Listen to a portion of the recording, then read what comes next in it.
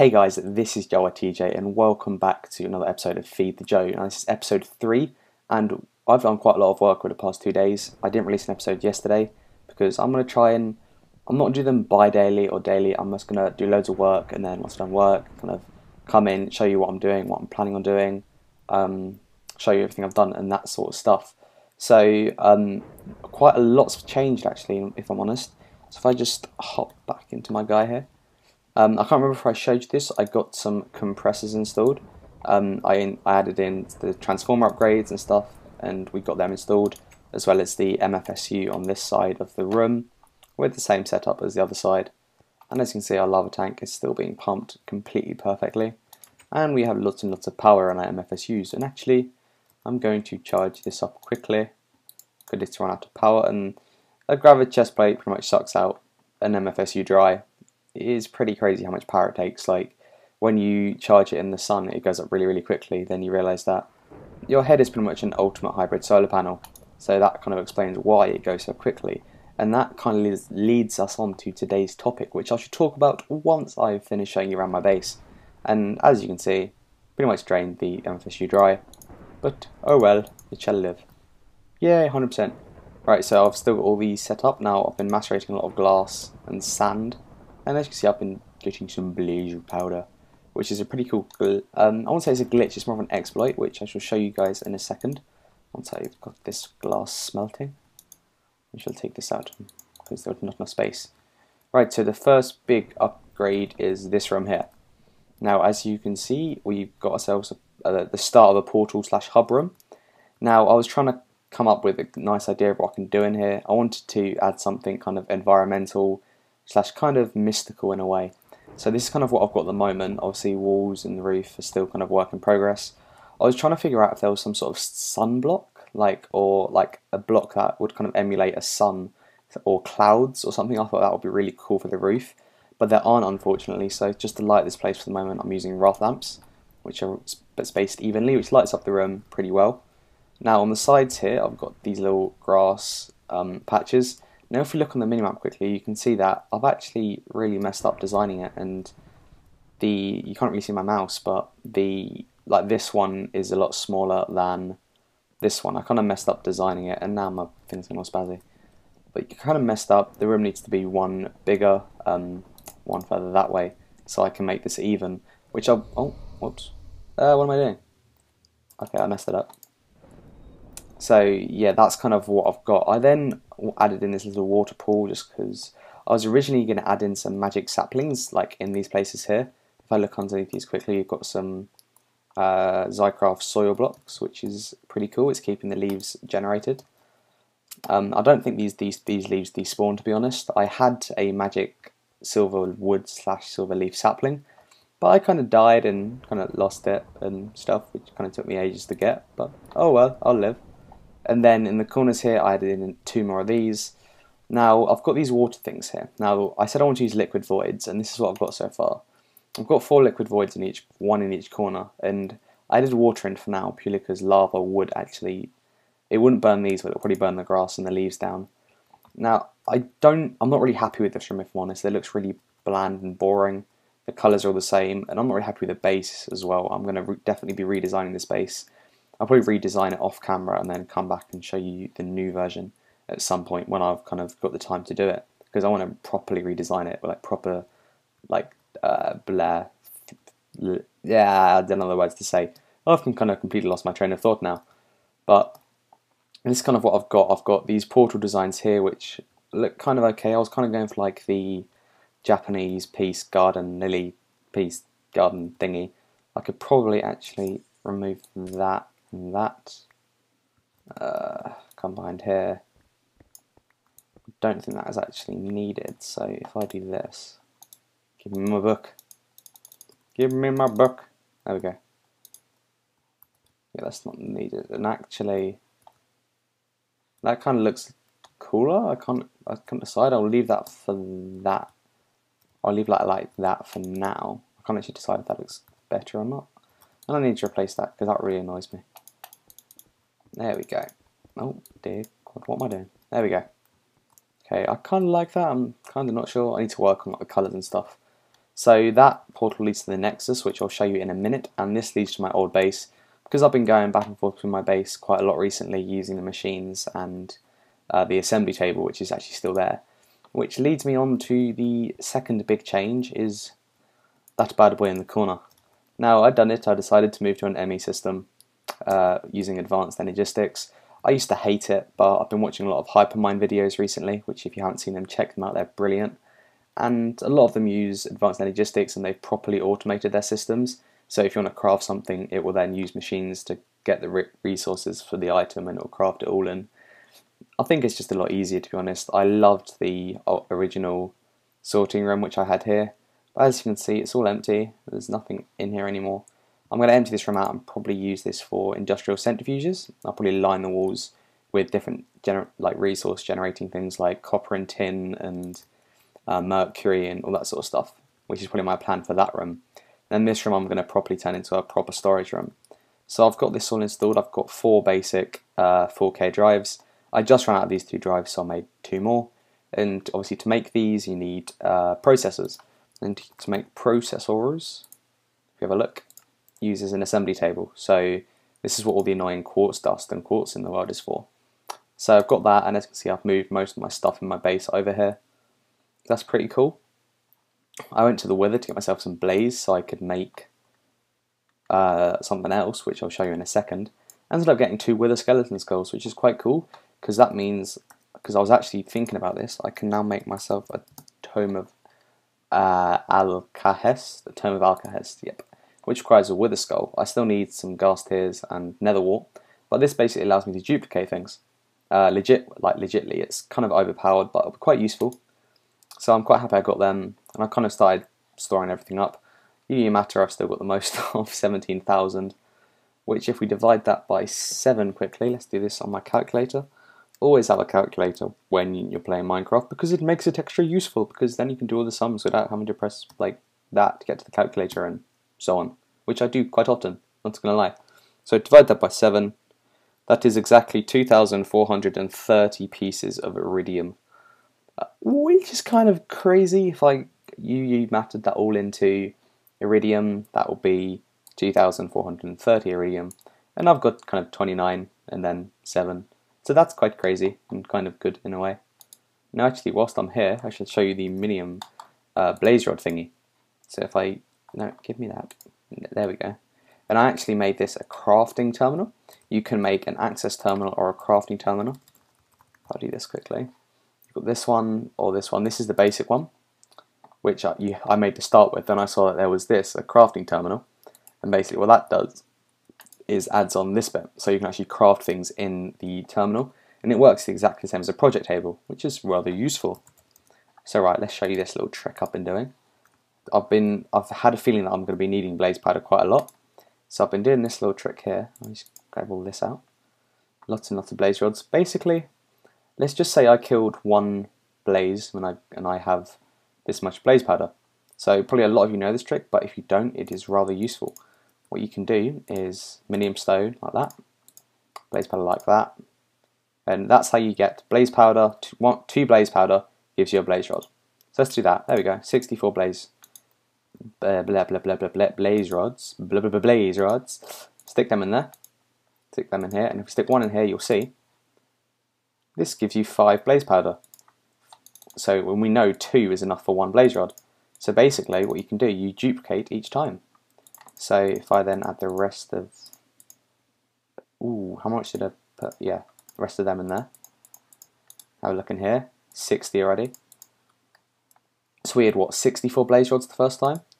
So once this is all macerated up, you'll see we double. Now I need to eat, so I'm just going to grab some food quickly. Now a couple of days ago, whilst I was offline around a friend's house, Visions paid me a visit and left me this here. Now there were signs here, but I tore them. Actually, I don't know where the signs went. But basically, he gave me loads of enchanted books, which I really appreciate. I used a couple to give myself fortune and efficiency on this tool here, the advanced diamond drill, which I called the dentist. And I didn't get anything on my sword, but I called it TJ's Bane, just because I think that sounds quite cool. So I've now got all these books in my base, which I've got nowhere to put, which is kind of annoying. But also he left me this. Now I'll do my book on me here. Yep, okay. Alright, so if we go in here, He'd been playing around with Mistcraft and he made a denser. Oh, hello. Oh, lag. Why are we lagging? Oh, it's because I just came here. They probably. What is going on? Oh, I'm confused as to what's happening right now. Ah. Oh, okay. Is it loaded? Yep, there we go. He's been playing around with Densors, and because on this server instability is disabled, he's been having fun. Now, I haven't been using this, just to clarify. I haven't actually used this once, but I thought it was pretty cool. Thought I'd show you. It's a cave world, so it's got all this. And actually, looks like it's getting bigger, so I presume he's been using this. But he got the pages legitimately, so it's a good enough reason for him. I think it looks pretty cool, actually. But yeah, so that's what that is. If I just go before this angry zombie gets me, Okay, right, we're good. And now I've got loads of annoying random stuff on me I don't really want. You can all come up here. There we go. Alright, let's come back here. So my book now takes me straight to here, which is pretty useful. Now another thing you may have noticed, I should check this actually. Right, back to Blaze. Oh, wow, so much Blaze, so much Blaze. Is that there's no door here anymore. And you can kind of see the path on the minimap, but it's not really there. Now I need to fill in that hole. But so most of our base is now underground, which looks pretty cool. It looks pretty cool on the minimap actually, especially the grassy area there. But what I've done is installed a teleporter. Now teleporters are pretty cool. They work pretty easily. You basically hook them up to a power source. So here I've got myself all the solar panels I had. I hooked one up each to these, going into an MFSU, which because they had to be into a power source, not directly into it, which I did find kind of annoying. And I had a spare couple of MFSUs lying around, so I did that. So that's now going into this teleporter. And then I used this bad boy I right-clicked on the teleporter with this, placed the new teleporter where I wanted the end result to be, and right-clicked it again, so it linked these two teleporters together. So now I've wired this button up to the teleporter for a quick pulse. Hit the button. Oh. And it doesn't work. What did I do? Did I break it? I have a feeling I broke it. Yeah, I did break it, didn't I? Yep, I know why I broke it. I cut off the signal by mistake. And that goes there. Okay, right. Press the button. Boom. Teleport. And now we're outside, which is the area we were at before, where the entrance to my house was just there. Now I think this is a pretty cool way to get into my... Would you go away? I really should start leaving this out so I can switch to it easily. And it's lagging and not coming out. My sword was having performance issues. Don't worry, it happens to everyone, he said, when it happens to no one. But yeah, so I designed this kind of little cool looking place here, which is the same design on the back. Solar panel going into an MFSU, links to the teleporter, press the button, and boom, you're in my base. So now if anyone wants to come inside from the outside, just use the teleporter. Now I also added a nether portal here, which was about 20 minutes, half hour ago, because I needed the blaze rods, so that was there. So that's kind of the main, there we go, changes I've made. I haven't really designed this room up, I just needed a place to put the teleporter. Alright guys, sorry about that. My sister came in and gave me food, so I kind of got a bit distracted there. Why isn't my gravity suit turning off? Okay, there we go. Right, so as I was saying, back to the macerators. Look at all this blaze powder we now have. This is unbelievable amounts of blaze powder. So we started off with 2 stacks of 64 and a little bit, and that was equal to a stack of blaze rods. So now we have this, and you know what we're going to do? We're going to go here, we're going to do this, there you go, it's 1 stack, 2 stacks, and pretty much, oh whoops, 2.5 stacks. We've gone from 1 stack to 2.5 stacks. It is amazing. This is how you can get blaze rod. I started off with 1, came back, macerated it, so I'm going to show you this. Right, let's put this all up here. Dun, dun, dun. Right, I had 1 blaze rod, so I macerated it. Got 5. Put 2 in there, had 1 left over. Got 2 blaze rods. Pretty simple. Put them in the macerator.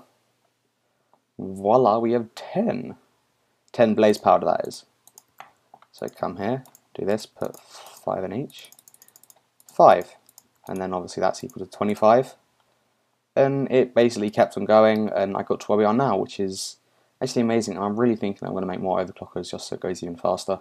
I think I'm going to fill these out, so with 12 I believe is the max you can put in, unless you add in the upgrade thingy. So yeah, I'm gonna get some stuff ready and sorted for the next episode. Not next episode, sorry, for a second, and yeah, I'll be back. A very, very choppy episode. I was thinking that I needed to prepare some stuff, but then I realised that this is more of a show and tell episode, and I kind of lost my train of thought when my sister brought food in, because food really distracts me, and I got kind of excited. So what I was going to show you was the Nexus. So let's sprint on down to the Nexus portal here. Dun dun da.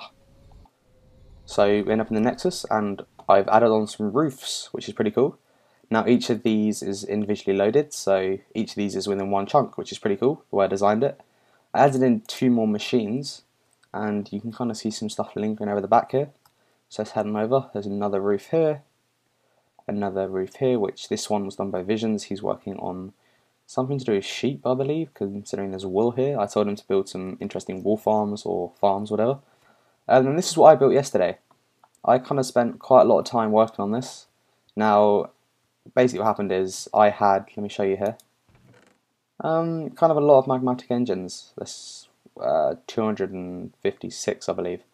And they were all going up here, and they were powering these energy tesseracts and redstone cells, which were putting in 60 Minecraft joules per tick into each tesseract, which is the way I designed it. You can actually monitor and like kind of design, design's the wrong word, what's the right word to use?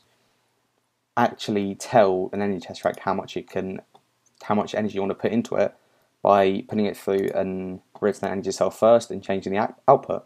So I put 30 on each of these, and then it also doubled up on each corner. So 60 Minecraft joules a tick go into these energy tesseracts, and they all link to the same frequency. So there's about 120 Minecraft joules per tick in this free power. But what ended up happening was I logged on this morning, and apparently it causes loads of lag. Get a pressure boiler to reduce lag. Also broke piece tank to reduce lag. So yeah, people didn't like this, so I'm obviously going to have to change this. I thought it was a good system. I didn't experience any lag from it, but I guess other people were. So I just hop underneath here quickly. Yeah, I kind of rebuilt the lava tank without thinking. I thought someone had broken everything, then I saw the chest. So I built a very big 10 by 10 lava tank, which doesn't actually lag the server that much, using an ender tank and not liquid tesseract, because I was told liquid tesseracts are quite buggy. So I'm using an ender tank there to supply this, and then round here we had liquiducts coming out of these valves here, which were going up and away and stuff like that. So yeah, that's kind of what's happened on the server since the last episode, guys. I'm going to end this video off here. I hope you guys enjoy what you've seen so far. Tell me what other things you think would be cool to have in the Nexus. Tell me some cool ideas you think would be cool for my base. And we're going to end this episode off with going out and checking Jonesy's and Egger Scotty's house out. Lots and lots of resources. They just put power on. Oh, hey Jones. Hey Jonesy. Hello. He's not going to say hi to me. He's busy. Kusht. Yeah. What you? Huh? I don't even know what that means. Ooh. That's shiny. What's that? No. Oh, is that a crowbar? Yeah, it's a crowbar. Okay, I'm going to stop playing with this stuff. I'm going to head back to getting building and upgrading my base, and I shall see you guys in the next episode.